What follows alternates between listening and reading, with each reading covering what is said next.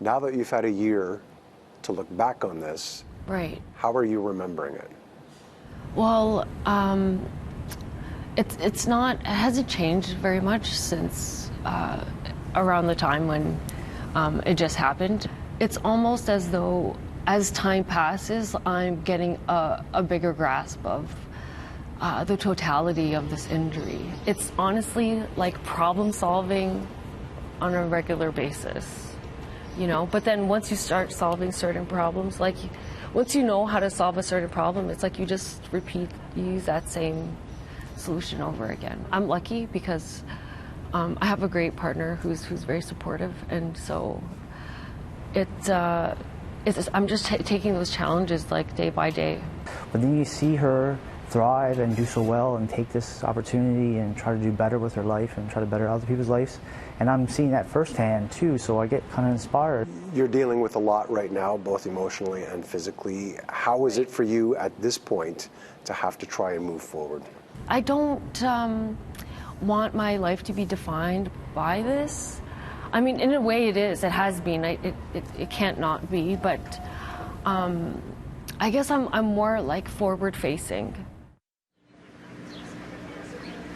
An absolutely great attitude from Danielle Kane. She's one of the shooting victims, of course, after what happened here. She was a nursing student who first wanted to help others. With me now is EMS Commander Peter Rotolo. It's interesting that that was the reaction for her, for many people, when all this unfolded last year, and that's your job. That's correct. It is our job, but you know, the community is the first responders, and in this case, they acted as first responders. They came out and they helped, and for us as you know, emergency services, to see the community come out and participate and get involved. You know, that's what we want them to do. That's why we want them to learn CPR. That's why we want them to learn first aid, to get involved, and the community did that.